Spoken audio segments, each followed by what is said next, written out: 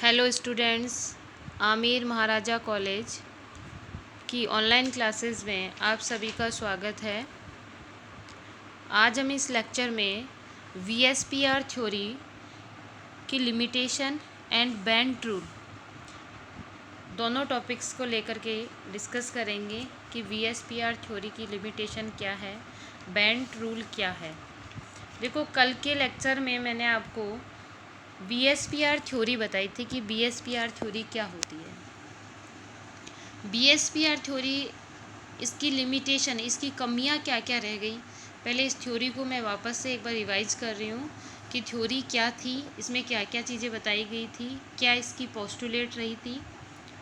देखिए, वीएसपीआर थ्योरी जो है वो valence shell electron pair repulsion theory नाइहोम और ग्लेस्पी के द्वारा दी गई थी। इसमें दो तरह के इलेक्ट्रॉन सेल्स जो हैं, सेल में दो तरह के इलेक्ट्रॉन पेयर और कोर इलेक्ट्रॉन पेयर के बारे में इसमें बताया गया था। एक बैलेंस सेल इलेक्ट्रॉन पेयर होता है और एक कोर इलेक्ट्रॉन्स होता है। इसके अलावा इसमें कुछ पोस्टुलेट्स दिए गए थे। ये पोस्टुलेट्स जो हैं वो हमने डिस्कस किए थे। 4-5 पोस्टुलेट मैंने आपको बताए थे। पोस्टुलेट फर्स्ट जो है वो था कि अगर बॉन्डेड कोवलेंट बॉन्डेड मॉलिक्यूल में सारे इलेक्ट्रॉन पेयर ही प्रेजेंट हों सेंटर एटम के अराउंड, तो उसकी जो स्ट्रक्चर होगी मॉलिक्यूल की वो कैसी होगी, रेगुलर होगी और सिमेट्रिक होगी। उसमें किसी तरह का कोई भी रैंडमनेस या हम कह सकते हैं डिसऑर्डर है वो प्रेजेंट नहीं होगा। सेकंड पोस्टुलेट ये कहती थी कि वीएसपीआर थ्योरी में यदि ऑल इलेक्ट्रॉन पेयर जो हैं कोर इलेक्ट्रॉन नहीं है तो उसमें कुछ बॉन्ड पेयर भी प्रेजेंट है, लॉन पेयर के साथ साथ बॉन्ड पेयर और लॉन पेयर दोनों प्रेजेंट हैं, तो उसकी जो ज्योमेट्री होती है मॉलिक्यूल की वो रेगुलर नहीं होती, उसमें कुछ ना कुछ डिस्टोर्शन है वो जनरेट हो जाएगा। हमने कहा था कि ये जो डिस्टोर्शन होता है वो जनरेट होता है लॉन पेयर रिपल्शन के कारण, lone pair bond pair repulsion के कारण और बॉन्ड पेयर रिपल्शन के कारण। सबसे ज़्यादा रिपल्शन जो बात की थी वो बात की थी हमने लॉन पेयर रोल पेयर के बीच में। लोन पेयर में रिपल्शन सबसे ज़्यादा प्रेजेंट होता है। उसके बाद मैंने आपको कुछ स्ट्रक्चर लेकर के उनके बारे में बताया था कि ये जो स्ट्रक्चर होंगे तो इनमें लॉन पेयर प्रेजेंट होगा या सारे बॉन्ड पेयर प्रेजेंट होंगे तो उस समय क्या स्ट्रक्चर होगी, बॉन्ड एंगल का मान कैसा होगा। तीसरी जो पोस्टुलेट थी वीएसपीआर थ्योरी की वो पोस्टुलेट थी, ये उसमें कहा था कि बॉन्ड एंगल जो होता है वो परसेंटेज करैक्टर की क्या होता है, डायरेक्टली प्रोपोर्शनल होता है। इसमें बात की थी कि तीसरी जो पोस्टुलेट थी उसमें बात की गई थी कि बॉन्ड एंगल जो होता है वो किसके डायरेक्टली प्रोपोर्शनल होता है। Bond angle is directly proportional percent S character. अब देखो, परसेंट एज करेक्टर जो है उनके डायरेक्टली प्रोपोर्शनल होगा। अगर परसेंट एज करेक्टर बढ़ेंगे तो बॉन्ड एंगल भी बढ़ेगा, लेकिन परसेंट एज करेक्टर कुछ एग्जांपल ऐसे दिए हों जिनमें परसेंट एज करेक्टर सेम हो तो बॉन्ड एंगल जो है वो सेम रहेगा या नहीं रहेगा, वो डिपेंड करेगा कि उसके अंदर लॉन पेयर कितने प्रेजेंट है। अगर लॉन पेयर का नंबर बढ़ता है तो बॉन्ड एंगल का मान क्या हो जाता है, कम हो जाता है। अब इसमें लॉन पेयर भी अगर सेम दे रखे हैं एग्जांपल्स में तो इसमें सराउंडिंग एटम और सेंटर एटम की इलेक्ट्रोनेगेटिविटी पे डिपेंड करेगा। यदि सेंटर एटम की इलेक्ट्रोनेगेटिविटी मोर है तो बॉन्ड एंगल का मान भी क्या होगा, ज़्यादा होगा, और अगर सराउंडिंग एटम की इलेक्ट्रोनेगेटिविटी ज़्यादा है तो बॉन्ड एंगल का मान कम हो जाएगा। ये थर्ड पोस्टुलेट थी अपनी। उसके बाद हमने देखा था कि पाई बॉन्डेड मॉलिक्यूल अगर प्रेजेंट है तो पाई बॉन्डेड सिग्मा और पाई दोनों प्रेजेंट है तो उस समय जो डबल बॉन्ड होता है उसका जो वॉल्यूम होता है वो ज़्यादा होता है as compare to single bond. तो डबल बॉन्ड के बीच में जो अपने पास थीटा होता है, डबल बॉन्ड और सिंगल बॉन्ड के बीच का थीटा ज़्यादा होता है as compare to single bond. देखिए, सिंगल बॉन्ड के बीच में, सिंगल टू सिंगल बॉन्ड के बीच में थीटा कम होगा, तो इसमें हम कह सकते हैं कि जो डबल बॉन्ड है उसमें वॉल्यूम ज़्यादा है, सिग्मा और पाई दोनों तरह के इसके अंदर बॉन्ड प्रेजेंट है, तो ये है वो ज़्यादा मोर ऑक्यूपाई एरिया हो गया इसका, तो इसके लिए थीटा का मान भी ज़्यादा हो जाएगा। ये हमने कल जो लेक्चर था उसमें सारी चीज़ें हैं मैंने आपको बताई थी। अब हम जो आज का लेक्चर है उसमें देख रहे हैं कि इसके अंदर लिमिटेशन बताई गई है। लिमिटेशन क्या क्या है? Limitation of the VSPR theory. देखो VSPR थ्योरी जो है उसकी कमियां क्या क्या है। VSPR थ्योरी की फर्स्ट कमी ये रह गई कि VSPR theory could not explain the stereo chemistry of the alkaline earth halide. Alkaline जो अर्थ हैलाइड होते हैं MX2, उनकी स्टीरियो केमिस्ट्री जो होती है उसको एक्सप्लेन है वो नहीं कर पाई। VSPR theory can not predicate the shape of the transition metal complex. VSPR theory जो है वो shape of transition metal complex, transition metal जो कॉम्प्लेक्स होते हैं उनकी शेप को एक्सप्लेन नहीं कर पाती। VSPR theory also unable to explain the shape of molecule which having the delocalization pi electron। अगर जिसमें delocalization pi electron प्रेजेंट है मॉलिक्यूल में, उनकी जो शेप होगी उसको एक्सप्लेन नहीं किया। किसने? VSPR थ्योरी ने। तो ये भी इसकी क्या हो गई? लिमिटेशन। नेक्स्ट लिमिटेशन देखते हैं इसकी। VSPR theory can not explain the shape of molecule. VSPR theory है वो मॉलिक्यूल की शेप को एक्सप्लेन नहीं करती। Which have very polar bond like Li2O is assume that it may be bent V shape like H2O but the shape of Li2O is linear. देखो इस postulate में क्या बताया कि मॉलिक्यूल की जो शेप होती है उसके बारे में, और मॉलिक्यूल भी कैसा? जिसमें पोलर बॉन्ड प्रेजेंट हो। फॉर एग्जांपल है लिथियम ऑक्साइड Li2O। इसके अंदर जो इसकी शेप होती है वाटर मॉलिक्यूल के शेप तरह ही है ये भी, लेकिन इसकी जो शेप होती है वो लीनियर होती है। उसका जो एक्सप्लेनेशन है वो VSPR थ्योरी के द्वारा नहीं किया गया। VSPR theory can not explain the structure of the BaF2 SrF2 because they are ionic structure. ये सबके सब कैसे होते हैं? आयनिक स्ट्रक्चर होती है। VSPR theory unable to explain the octahedral halo compound like SeBr6-। VSPR theory जो है वो ऑक्टाहेड्रल कंपाउंड जैसे हेलो कंपाउंड जो हैं उनको SeBr6- पूरे कॉम्प्लेक्स के ऊपर माइनस का चार्ज है, उसको एक्सप्लेन है वो नहीं कर पाई।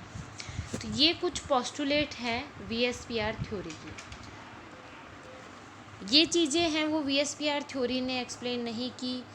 ये जितने भी मैंने आपको टर्म्स बताए वो सब ये VSPR थ्योरी के द्वारा एक्सप्लेन नहीं की गई, इसलिए VSPR थ्योरी की ये पोस्टुलेट मानी गई।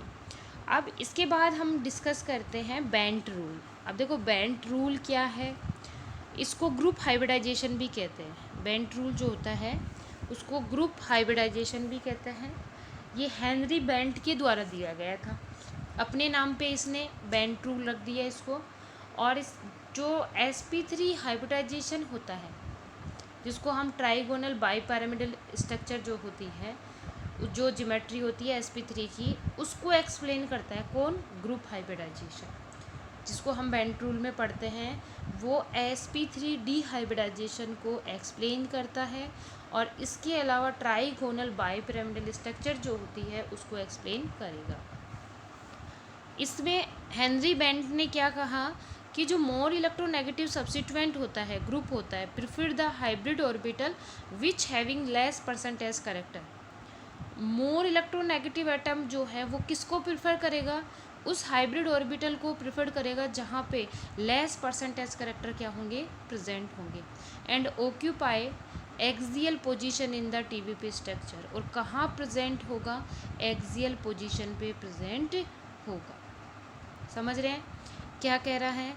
कि हेनरी बेंट ने ये कहा कि जिसकी इलेक्ट्रोनेगेटिविटी ज़्यादा है उसको आपको एक्सियल पोजीशन पे रखना है, और एक्सियल पोजीशन पे इलेक्ट्रोनेगेटिविटी ज़्यादा है तो उस समय परसेंटेज करेक्टर वहाँ पे क्या हो जाएंगे? आपके लेस हो जाएंगे। अब देखो एक्सियल जो TBP स्ट्रक्चर होती है, अभी आगे मैं आपको एक्सप्लेन करती हूँ। द मोर इलेक्ट्रोपॉजिटिव सब्स्टिट्यूएंट और मोर इलेक्ट्रोपॉजिटिव, मोर नेगेटिव को कहाँ रखना है, एक्सियल पोजीशन पे, और more electropositive substituent prefer hybrid orbital having more percentage character and the occupy at the equatorial position and the TBP structure. More electropositive substituent जो होता है उसको कहाँ रखना है, जहाँ पे मोर परसेंटेज करेक्टर प्रेजेंट होते हैं, और मोर परसेंटेज करेक्टर कहाँ पे प्रेजेंट होते हैं, इक्विटोरियल पोजीशन पे। जो ट्राइगोनल बाइपिरामिडल स्ट्रक्चर होती है उसकी इक्विटोरियल पोजीशन जो होती है उसके ऊपर क्या प्रेजेंट होते हैं, परसेंटेज करेक्टर जो होते हैं वो ज़्यादा होते हैं। देखिए मैं आपको एक बार पूरा इसका एक्सप्लेन करती हूँ कि sp3 हाइब्रिडाइजेशन जो होता है, sp3 डिहाइब्रिडाइजेशन की बात कर रहे हैं अपन। ये जो हाइब्रिडाइजेशन है इसके अंदर sp3d में दो तरह के हाइब्रिडाइजेशन होता है। एक हाइब्रिडाइजेशन होता है sp2 और दूसरा हाइब्रिडाइजेशन इसके अंदर होता है dp। sp2 जो हाइब्रिडाइजेशन होता है उसकी जो शेप होती है हम सबको पता है, इस तरह की शेप होती है, ट्राइगोनल बाइपिरामिडल, इस तरह की शेप होती है। और dp हाइब्रिडाइजेशन जो होता है वो लीनियर होता है। इन दोनों के कॉम्बिनेशन से ही ये स्ट्रक्चर जो होती है ट्राइगोनल प्लेनर जिसको हम कहते हैं, ट्राइगोनल प्लेनर जो शेप होती है वो बनती है। ये आपके पास शेप है बन जाती है। ये जो है इसमें sp2 हाइब्रिड ऑर्बिटल है, इसमें dp हाइब्रिड ऑर्बिटल है। sp2 हाइब्रिड ऑर्बिटल जो होता है वो s px और py से बना है, और dp जो है वो dz स्क्वायर और pz से बना है। तो px और py ये तो कैसी स्ट्रक्चर बनाते हैं, ट्राइगोनल प्लेनर। ये जो बॉन्ड होते हैं, ये वाला बॉन्ड, ये बॉन्ड, इनको कौन से बॉन्ड कहा जाता है, इक्विटोरियल बॉन्ड। कौन से बॉन्ड कहते हैं हम, इक्विटोरियल बॉन्ड। और ये जो है, ये जो ये बॉन्ड बना रहा है इसको क्या कहा जाता है, एक्सियल बॉन्ड। कौन सा बॉन्ड कहा जाता है, एक्सियल बॉन्ड। ये एक्सियल है, ये इक्विटोरियल है। इस तरह से sp2 हाइब्रिडाइजेशन जो होता है उसमें s px और py होता है। dp हाइब्रिडाइजेशन में dz और pz ऑर्बिटल्स है वो प्रेजेंट होते हैं। इनके कॉम्बिनेशन से ही हमारे पास ये sp3d जो स्ट्रक्चर है जिसको हम tbp स्ट्रक्चर कहते हैं उसका फॉर्मेशन होता है। अब देखिए इसके अंदर जो मोर इलेक्ट्रोनेगेटिव एटम होगा उसको कहाँ रखना होता है, एक्सियल पोजीशन पे। कहाँ रखेंगे, एक्सियल पे। और जो लेस इलेक्ट्रोनेगेटिव एटम होगा उसको कहाँ रखेंगे, इक्विटोरियल पोजीशन पे। कहाँ रखेंगे, इक्विटोरियल पोजीशन पे। ये आपको ध्यान रखना है, ठीक है। अब हम इसको देख लेते हैं इसमें कि क्या क्या चीज़ें हैं वो बता रखी है। देखिए sp3d hybridization is the best example of the group hybridization. इसको ग्रुप हाइब्रिडाइजेशन क्यों कहा, क्योंकि ये दो तरह के हाइब्रिडाइजेशन का कॉम्बिनेशन होता है। First of all sp2 and second है dp। जो sp2 है वो मैंने आपको बताया अभी कि वो किससे मिलके बना है, s px और py, और dp है वो dz और pz।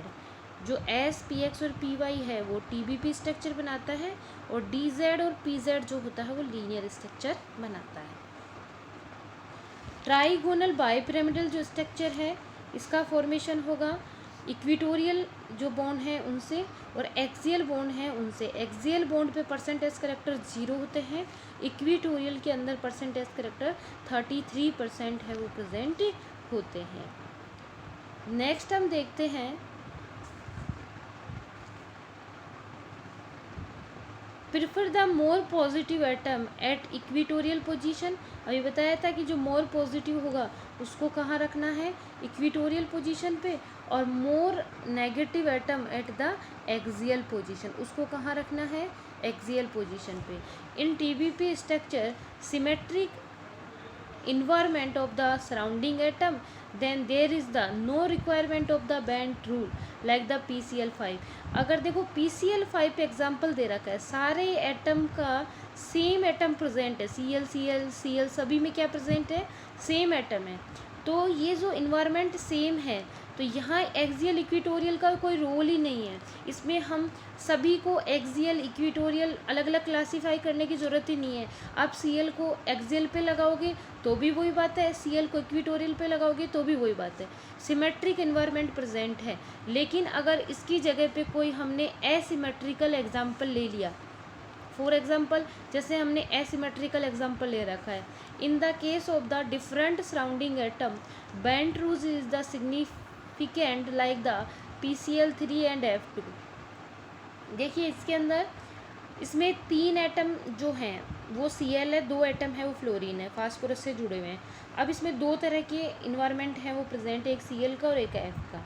हमें पता है कि जो फ्लोरीन और फास्फोरस और Cl, इन तीनों में सराउंडिंग एटम के काम कौन कर रहा है, Cl और फास्फोरस कर रहे हैं, सॉरी फ्लोरीन कर रहा है। फ्लोरीन और क्लोरीन की इलेक्ट्रोनेगेटिविटी का डिफरेंस देखेंगे तो फ्लोरीन की इलेक्ट्रोनेगेटिविटी ज़्यादा होती है, 4 के आस होती है। तो जो फ्लोरीन है उसको हमें कहाँ रखना है, एक्सियल पोजीशन पे।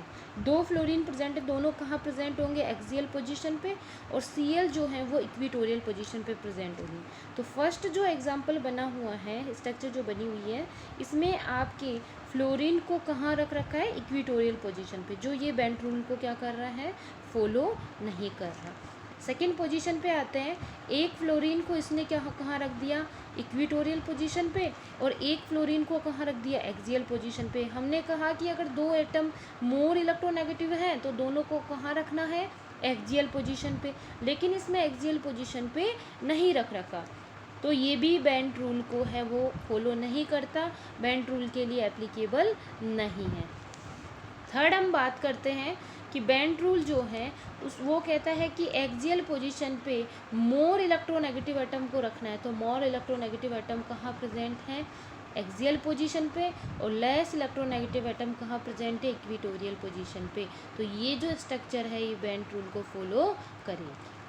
ठीक है, नेक्स्ट हम देखेंगे इसमें, नेक्स्ट हम देखते हैं कि XeO2F2, इसका हाइब्रिडाइजेशन निकाल लेंगे पहले हम। इसका हाइब्रिडाइजेशन sp3d। अब इसमें 2 तरह के एटम्स हैं वो प्रेजेंट हैं, एक ऑक्सीजन है, एक फ्लोरीन है। ऑक्सीजन को मोर इलेक्ट्रोनेगेटिव पोजीशन पे रखना है, ऑक्सीजन को इक्वेटोरियल पोजीशन पे रखना है। एक लोन पेयर प्रेजेंट है, लोन पेयर को हम इक्वेटोरियल पोजीशन पे रखेंगे। Lone pair is not count, lone pair को काउंट नहीं करते स्ट्रक्चर में, तो इसकी जो स्ट्रक्चर होगी वो कैसी होगी, के शेप बन रही है, ये देखो के शेप, या तो के शेप होगी या इसको डिस्टोर्टेड शेप भी कह सकते हैं। नेक्स्ट एग्जांपल है SF2Cl2। SF2Cl2 में हाइब्रिडाइजेशन कौन सा है, sp3d। इसके अंदर भी बॉन्ड पेयर कितने प्रेजेंट है, 4, तो एक लोन पेयर प्रेजेंट होगा। लोन पेयर को कहाँ रखना है, इक्वेटोरियल पोजीशन पे। Cl कहाँ प्रेजेंट होंगे, इक्वेटोरियल पोजीशन पे। फ्लोरीन कहाँ होगा, एक्सियल पोजीशन पे। ठीक है, उसके बाद हम देखते हैं नेक्स्ट एग्जांपल इसका कि tendency, example tendency to more electro group occupy at the axial position in TBP are known as the apicophilicity. ये जो स्ट्रक्चर है इसके अंदर अगर मोर इलेक्ट्रोनेगेटिव एटम जो है एक्सियल पोजीशन पे पाया जाएगा तो उसको हम ये कहेंगे। More electronegative group acquired the electronegativity orbital PZ and the PZ and DZ in electronegative orbital जो प्रेजेंट है ये होंगे in the TBP structure, that is the more electronegative group will attract the P character and the reduce the bond angle. ये किसकी तरफ attract होता है, more electronegative जो ग्रुप होते हैं वो P कैरेक्टर की तरफ अट्रैक्ट होंगे और reduce the bond angle, bond angle को क्या कर देंगे, कम कर देंगे। ठीक है, अब ये बॉन्ड एंगल को किस तरह से कम करेंगे, इसके लिए हम इसको देखते हैं। नेक्स्ट हाइब्रिडाइजेशन लिया हमने, 2 एग्जांपल हैं, ClF3 है, XeF2 है। देखो हमने एक ClF3 का हाइब्रिडाइजेशन देखा, तो इसके अंदर जो ClF3 है उसमें बॉन्ड पेयर कितने प्रेजेंट है आपके पास, जो फर्स्ट एग्जांपल है वो है ClF2, ClF3 और XeF2। एग्जाम्पल ले रखा है हमने XeF2 का ले रखा है। XeF2 की देखो, XeF2 की हमने बात की तो XeF2 के अंदर 3 लॉन पेयर हो गए, 2 अपने पास क्या प्रेजेंट है, बॉन्ड पेयर। बॉन्ड पेयर जो होंगे मोर इलेक्ट्रोनेगेटिव हैं, इनको हम एक्सियल पोजीशन पे रखेंगे। कैसी शेप हो जाएगी, लीनियर शेप हो जाएगी। नेक्स्ट हम देखते हैं हाइब्रिडाइजेशन निकालते हैं ClF3 के अंदर। ClF3 में 3 फ्लोरीन प्रेजेंट है। अब देखो 2 एटम को तो हमें एक्सियल पोजीशन पे रखना है, 2 लॉन पेयर प्रेजेंट है, एक फ्लोरीन आपका कहाँ जाएगा, इक्विटोरियल पोजीशन पे। For equatorial position, for axial position. Equatorial position पे परसेंटेज करेक्टर कुछ ना कुछ प्रेजेंट होते हैं, क्योंकि इक्विटोरियल पोजीशन पे जो थीटा होता है वो कितना होता है, 120 होता है। एक्सियल पोजीशन पे थीटा कितना होता है, एक्सियल पोजीशन की हम अगर बात करें तो थीटा का मान कितना हो गया, cos 90 हो गया। एक्सियल पोजीशन हम ऐसे निकालेंगे ना इसकी, एक्सियल और इक्विटोरियल, तो कितना हो जाएगा, एक्सियल की बात नहीं कर रहे, एक्सियल इक्विटोरियल के बीच का बॉन्ड एंगल कितना आ जाएगा आपके पास, 90 डिग्री। ये जो बॉन्ड एंगल होगा ये इस तरह से होगा, एक्सियल और इक्विटोरियल, एक्सियल और इक्विटोरियल, एक्सियल और इक्विटोरियल का जो बॉन्ड एंगल होगा वो ये, तो ये जो बॉन्ड एंगल है वो कितना हो जाएगा, 90 डिग्री। उसके बाद देखिए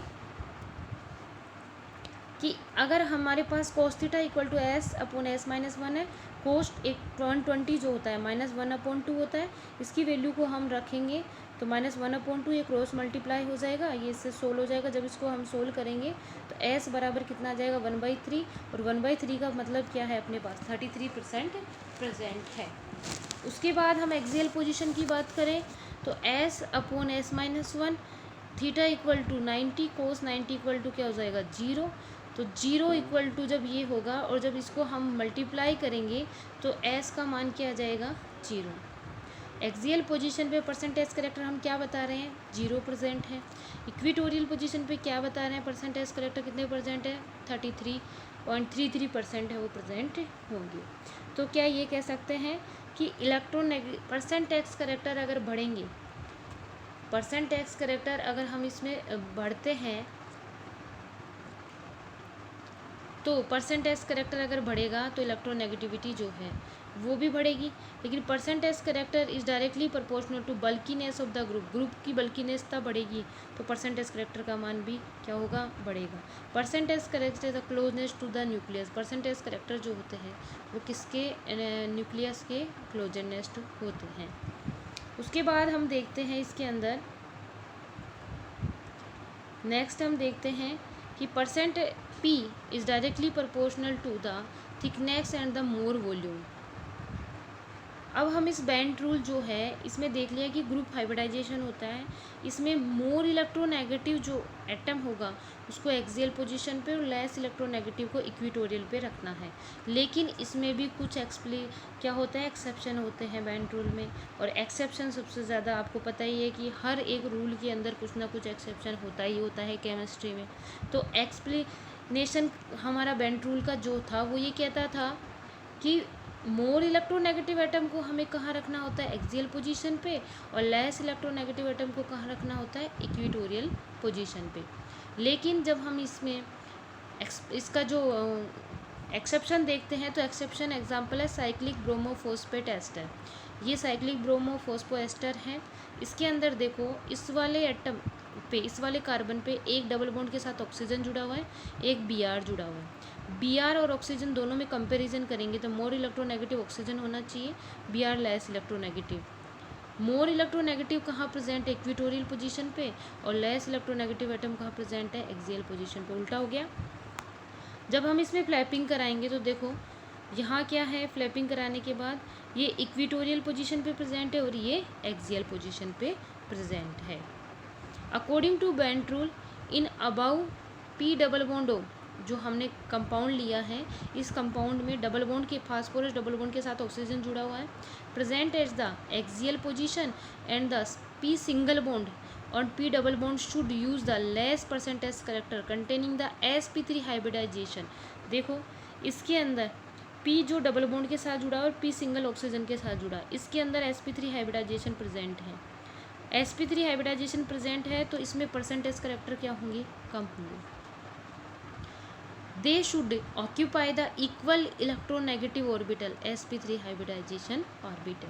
अब देखो इसके अंदर हमने बात की है कि अगर PBr should occupied the higher percentage character sp3 hybridization orbital, लेकिन PBr जो है उसके परसेंटेज करेक्टर क्या है, ज़्यादा।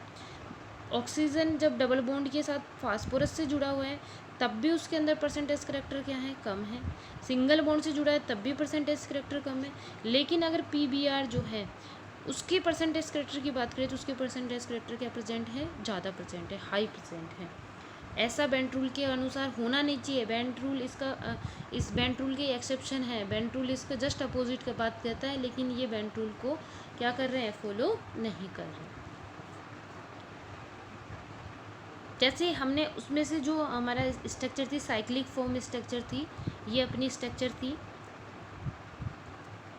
इसमें से इस फास्फोरस वाला जो पॉइंट है, इस फास्फोरस वाले पॉइंट को हमने बाहर निकाल लिया।